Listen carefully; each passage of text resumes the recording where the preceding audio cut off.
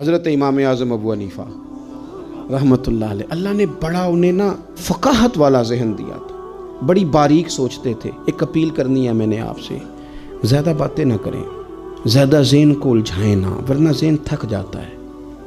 تھوڑی دیر خاموشی اختیار کریں، اللہ کے فیصلوں پہ راضی رہنا سیکھیں،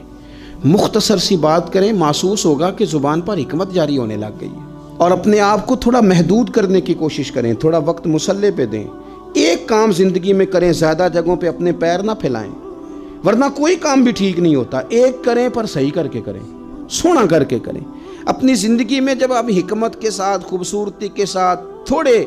انداز کے ساتھ آگے بڑھیں گے، ہمیں محسوس ہوگا کہ یار یہ کام تو کم از کم مجھ سے صحیح ہوا۔ آپ جس شعبے میں اس میں کمال پیدا کریں، لیکن کہنا مجھے سارا ہی پتہ ہے، میں سب ہی جانتا ہوں، میں ہر چیز میں الجھوں گا، تو پھر کوئی کام بھی ٹھیک نہیں ہوتا۔ امام صاحب فقیہ تھے، اس میں انہوں نے درجہ عروج حاصل کیا، کمال سمجھ اللہ نے عطا فرمائی، کمال۔ اور وہ اس طرح کی رائے دیتے تھے کہ بڑے بڑے سمجھدار لوگ کہتے تھے کہ کمال ہو گئی، بلکہ ان کے اساتذہ امام اعمش رحمۃ اللہ علیہ آپ کے اساتذہ میں سے کچھ حالات ایسے ہو گئے کوفے میں، گرد و نواح میں، کہ گندم کم ملتی تھی، مہنگی ہو گئی، کوئی قحط کا دور تھا۔ تو اب جو چیز کم ہو جائے وہ گھر والے اس کا مطالبہ بھی زیادہ کرنے لگ جاتے ہیں، جو پڑی ہوتی ہے اس پر توجہ نہیں ہوتی، جو نہیں ہوتی اس کا ذکر بار بار ہوتا ہے۔ تو آپ کی اہلیہ روز کہتی آٹا ختم ہو گیا ہے، اور روز تھیلا تھما دیتی آٹا لے آئے۔ اب اتنے بڑے عالم تھے، 2 4 5 دفعہ تو وہ گئے، پھر اب ہر جگہ سے ملتا بھی نہیں تھا،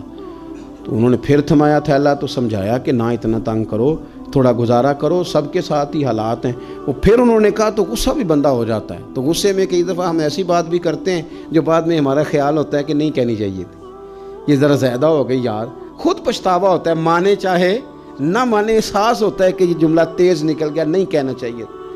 تو امام صاحب اتنا ناراض ہوئے اپنی اہلیہ سے کہ کہنے لگے آج کے بعد تو نے تھیلا تھمایا نا آٹے والا، یا آٹے کا کہا تو یہ 3 طلاقیں،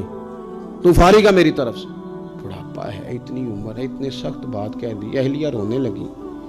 امام صاحب بھی پریشان ہو گئے، بعد میں انہوں نے پیغام دیا اب کرنا کیا ہے، کہنے لگے کچھ سوچتا ہوں۔ آپ کی اہلیہ کو پتہ تھا کہ امام اعظم ان کے شاگرد ہیں، ہمارے بڑے فرما بردار ہیں۔ انہوں نے 1-2 دن کے بعد پیغام بھیجا کہ اب آٹا بھی ختم ہے، کہنا بھی ان کو ہی ہے، اور انہوں نے بڑی سخت بات کر دی ہے کہ اب کہا تو 3 طلاقیں۔ تو امام صاحب سے مسئلہ پوچھا کہ اب بتائیں کرنا کیا ہے، پیغام بھی انہی کو دینا ہے، شوہر بھی میرے یہی ہیں، پردہ دار عورت ہوں، کسی سے بات بھی نہیں کر سکتی، اور انہوں نے کہہ دیا اگر آٹے کا میسج دیا تو 3 طلاقیں۔ تو امام صاحب کہنے لگے میری استانی سے، میری اماں سے جا کے کہو، مشکل بات ہی کوئی نہیں، استاد جی کو کہنا نہیں آٹا لے آئیں، کوئی ضرورت نہیں، جب وہ سو رہے ہونا تو آٹے والا تھیلا ان کے کرتے سے باندھ دیں، اٹھیں گے تو خود ہی سمجھ آ جائے گی کہ آٹا گھر میں ختم ہے۔ تو حضرت امام اعمش رحمۃ اللہ علیہ سو کے اٹھے تو کرتے کے ساتھ آٹے والا تھیلا بندھا تھا،